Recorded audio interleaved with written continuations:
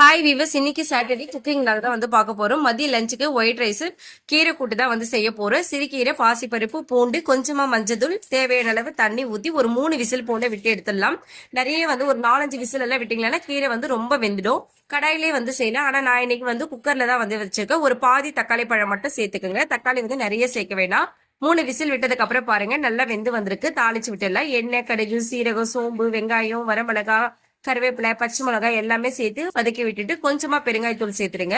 பெருங்காயத்தூள் சேர்த்து இந்த கீரையோட நல்லா கலந்து விட்டுருங்க. கலந்து விட்டு ஒரு 5 நிமிஷம் போல நல்லா கொதிச்சு வரட்டும். நல்லா ட்ரை ஆகிற வரைக்கும் இது கொதிக்க விடுங்க. சூப்பரான கீரை பொரியல் ரெடி ஆயிடும். கீரை கூட்டு நெக்ஸ்ட் வந்து தக்காளி ரசம் தான் வந்து இன்னைக்கு வச்சிருக்கோம். இன்னைக்கு மதிய லஞ்சுக்கு வந்து சாம்பார், பருப்பு, முள்ளங்கி சாம்பார் தான் வைக்க போறேன். பருப்பு, தக்காளி, பூண்டு, மிளகாய் தூள், மஞ்சள் தூள் எல்லாமே ஒரு 5-6 விசில் போல விட்டு எடுத்து கடைஞ்சி எடுத்துட்டு அதுக்கப்புறமா வந்து முள்ளங்கி அதில் போட்டு வேக வச்சு எடுத்துடலாம். முள்ளங்கி வந்து ஒரு 5 நிமிஷம் போல வெறும் கடாயில ரோஸ்ட் பண்ணி எடுத்துக்கலாம். இன்னைக்கு அவியலுக்கு வந்து 5 விதமான காய்கறிகள் எடுத்திருக்கேன்.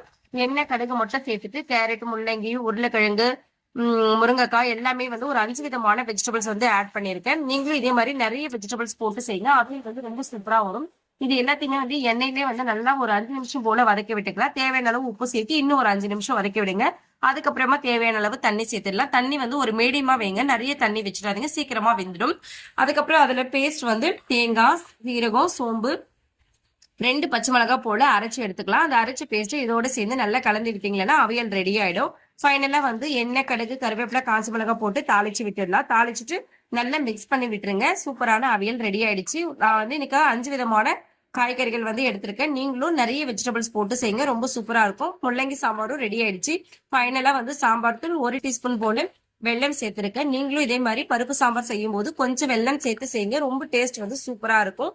ட்ரை பண்ணி பாருங்க எப்படி இருக்குன்னு சொல்லிட்டு கமெண்ட் பண்ணுங்க. இன்னைக்கு மதியம் எங்களோட லஞ்ச் ஒயிட் ரைஸ் தான் வந்து வச்சிருக்கோம்.